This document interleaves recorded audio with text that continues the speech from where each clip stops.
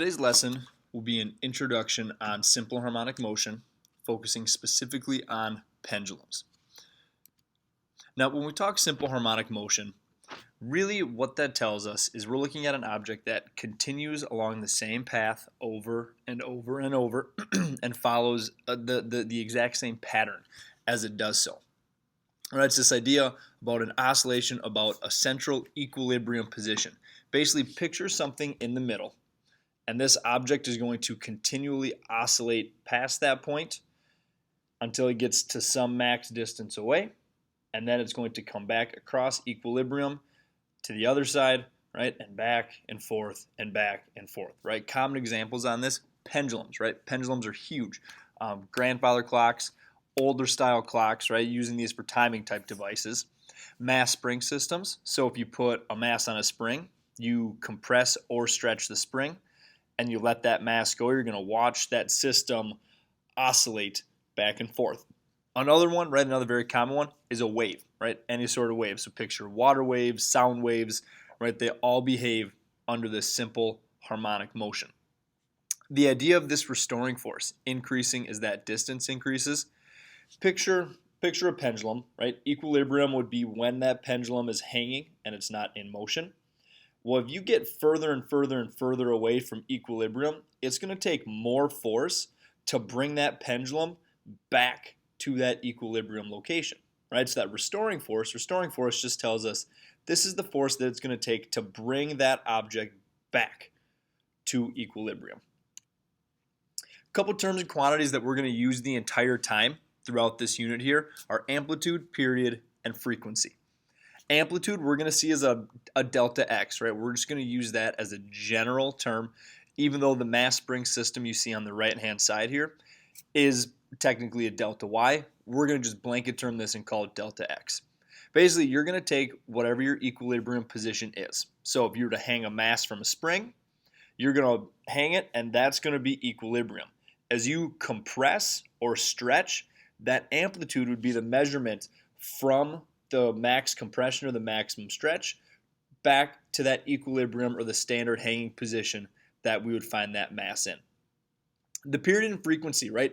These are two terms that are unfortunately interchanged, but they cannot be.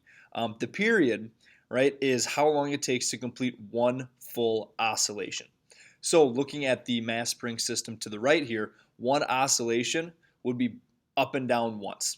Right, so if you go from the top, it would have to go down and then back up. That would count as one, right? So the period is how long it takes to complete one full cycle or one full oscillation. The frequency, on the other hand, is how many cycles you complete per second, right? So how many times this thing will turn over, how many times this pattern will repeat itself each second. So the period is just measured in seconds. The frequency is measured in hertz, is the proper unit that we go there. And we see an inverse relationship between those two, right? So the frequency is 1 over the period is 1 over the frequency, right? So they are inverses of one another. Now pendulums, right, like the two pictures that are here, they're very often used for timing. So the grandfather clock to the right, that pendulum that's in there is going to swing back and forth, and it is going to keep time based on how that pendulum is moving left to right. A lot of times with grandfather clocks, you'll see a set of counterweights in the back, and those counterweights themselves will actually shift because as that pendulum moves, right, it's not going to be a perfect system. There will be some friction in there. So as that pendulum slowly changes speed, we actually see those masses move in the back, those counterbalances, to help the pendulum keep time. The device on the left, that's a metronome. See that a lot in music, right? A lot of time music, right? You can set it, you can move it to different angles to get a different amount of time, and it's very, very, very accurate with the way that it can keep time. So for a pendulum, right, just a couple of terms that we use. We have the pivot at the top, we have the rod, and then the piece on the end is called the bob, right? So when you look at a grandfather clock, the big circle on the bottom, the technical term for that is a bob. So a simple pendulum, right, if we look here, a simple pendulum takes every single force and every outside factor that exists and just gets rid of it, We don't care about, right? So we don't care about any friction in the pivot. We don't care about any outside gravitational forces, right? Hey, this thing is just moving back and forth, right? That's what we see. For the physical pendulum, right, this is what we really look at. And I'm sorry, when I said external gravitational forces, that would really be the gravitational pull that the bob will feel for the case that is around the wood that's around the grandfather clock, right? Obviously, the influence of gravitation between the bob and the earth is significant, and we'll see that in a moment. But yeah, the gravitational pull that the bob feels for the glass that's surrounding that, negligible, right? We ignore that kind of stuff. Physical pendulums are what are actually used then, right? So friction in that pivot matters, air resistance matters, right? Anything that could possibly influence the motion of that bob is significant. And if you note here, right, for the pendulum, the amplitude, it's going to be hard to measure at delta x, so we can actually measure the amplitude based on the angle, right? So if you think, as you increase that angle, you're changing where that bob is located more and more and more, and by doing so, you're increasing the amplitude, right? It's going to be a much bigger oscillation with that larger amplitude.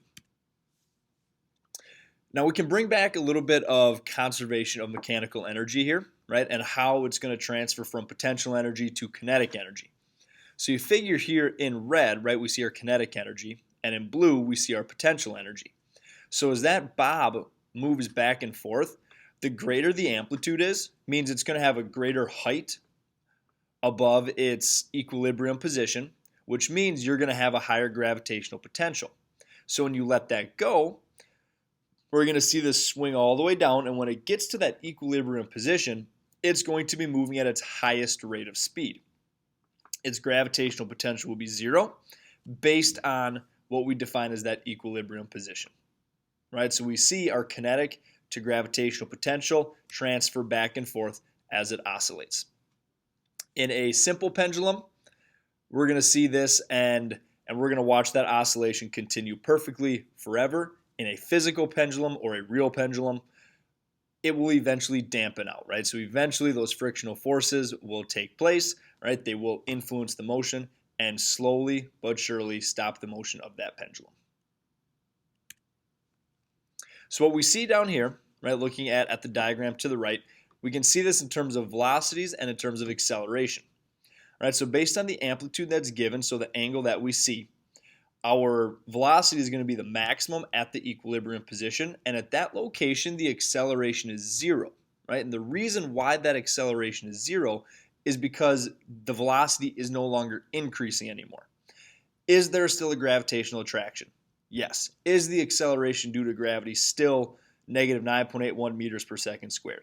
Yes. The problem with defining that as the acceleration is the actual speed of this thing isn't changing, right? It has reached a maximum amount, right? And it reaches that maximum amount because that's the lowest height it can reach. So its gravitational potential has changed by the most that it can, giving all of that energy to kinetic energy. Now, the acceleration, on the other hand, maximizes at the ends. And what we see with these pendulums, right, especially with a simple pendulum where we ignore all of our external forces, is we're going to see that this object, because there's nothing opposing its motion, on either end, right, left or right hand side of the pendulum, it will always reach the same height if it's a physical or if it is a simple pendulum. So what that means is when it gets to that maximum height, now we have a zero velocity, and because we have no velocity, we have no kinetic energy, so all of the energy has gone into gravitational potential. What that then means in terms of the acceleration is our acceleration has maxed out because this thing has been slowing down, right? And that entire time the acceleration is increasing as it causes this to slow down. And if you notice, if I go back here, if you notice, right, the acceleration is always towards the equilibrium position. The acceleration is always inward.